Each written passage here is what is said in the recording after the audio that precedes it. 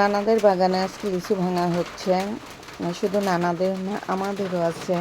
ওই যে কথায় বলে না, দৌত্তরের অংশ, মেয়েরা বাবার বাড়ি থেকে দৌত্তর পায়, সেই দৌত্তরের অংশই হলো লিচু গাছে লিচু ভাঙা হচ্ছে।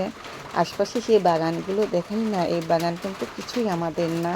আমার বাবা এখানে জায়গা কিনে বাড়ি করেছে, বা বাবা না, আমিও করেছি এখানে জায়গা কিনে। আমিও নানার দেশে থাকি না, এই এলাকাটা আমাদের অনেক ভালো লাগে, পছন্দ করি। আর চাটমোহর ভাঙ্গুড়া থানা বেশি দূর না, ডিফারেন্স না, পাশাপাশি এলাকা। এই জন্যে আমরা নানার দেশেই জায়গা কিনে বাড়ি করেছি। আর আশপাশে যে বাগান বাড়িগুলো দেখা, এগুলো আমার মামাদের, মামাতো ভাইদের, নানাদের। আর বাগানও তাই। আর এই বাগানে মানে কয়েকটা গাছ রেখে দেই, মানে লিচু খাওয়ার জন্য, আত্মীয় স্বজনের দেওয়ার জন্য, বিক্রি করি না। আর আশপাশে যে বড় বড় গাছগুলো আছে, ওইগুলো লিচু হলো মানে বিক্রি করে দেয়। ওইগুলো গাছ কয়দিন পর ভাঙবে, এখনও দেরি আছে ওদের। মানে লিচু মানে গাছ টাকাও দেয়, আবার লিচু দেয়। মানে হাজারে মানে লিচু দিয়ে কিভাবে বিক্রি করে আমি অত জানি না। অর্ধেক টাকা দেয় আর অর্ধেক লিচু দেয়, নিয়ে যায়, লিচু বিক্রি করে দেয়। কিছু লিচু খাওয়ার জন্য দিয়ে যায়। আর এই তো আমাদের ভাইস্তে, আমার বাবা মা, মামাতো ভাই বোন সবাই লিচু ফুটতেছে। আর আমরা এইখানে না অনেক আনন্দ করি, লিচু ফুটছি, অনেক আনন্দ করি। আর লিচু যেদিন ভাঙে না সেদিন সেই আনন্দ করি, সবাই আসে।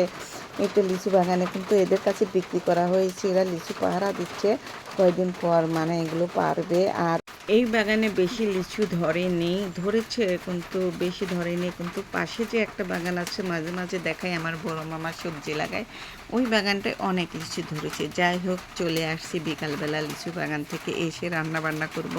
সারাদিন আর রান্না বান্না করিনি। যেদিন লিচু ভাঙে, আমাদের এখান দিকে কেউ বেশি রান্না বান্না করে না, লিচু ভাঙে আর লিচু খায়, লিচু খায় সারাদিন থেকে যায়। লিচু ভাঙার সময় আমরা এইভাবে মানে বেশি রান্না বান্না করি না। তারপরে সব বিকালে এসে এই যে রান্না বান্না করতেছি, মামারা চলে গেছে লিচু নিয়ে, আমাদেরও লিচু দিয়ে চলে গেছে। আর আমরা বেশি নেই না, এই গাছের লিচু নেই। যেদিন মানে ভালো, যে গাছটা বেশি মিষ্টি লিচু বিক্রি করেছি যে বাগানের, ওই বাগানের লিচু নেব, নিয়ে আমাদের আত্মীয় স্বজনেরকে দেবো। এই জন্য এইখান থেকে বেশি লিচু নেই। এই গাছের লিচুটা একটু টক টক, তো এই জন্যই নেই না। যাই হোক, যে রান্না করব, কাতল মাছ রান্না করব, মাছগুলো ভেজে নিয়ে তুলে নিচ্ছি। আর এই যে ময় মশলাগুলো কষিয়ে নিচ্ছি।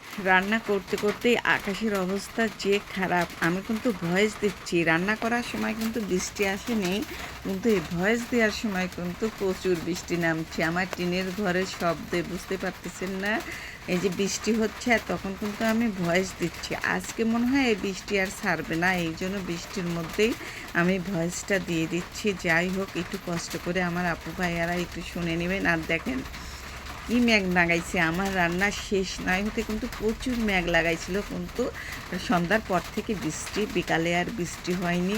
আর সবাই কিন্তু আম কুড়ানোর জন্য বাগানে চলে গেছে, আমিও গেছিলাম। মানে এই বাড়ি পর্যন্ত, আমার বাড়ি পর্যন্ত যে আমি ফিরে আসছি, আমার আম্মা একটু রাগ করলো যে ঝড় বৃষ্টির মধ্যে আমার আম্মা আবার মানে বাইরে বের হতে দেয় না খুব, মানে এই জন্য আর আমি যাইনি। আমার রান্না বান্না শেষ করে অন্যান্য কাজ করে এই যে আমি বাইরে একটু বসে আছি। আর প্রচুর বৃষ্টি হচ্ছে সন্ধ্যায়।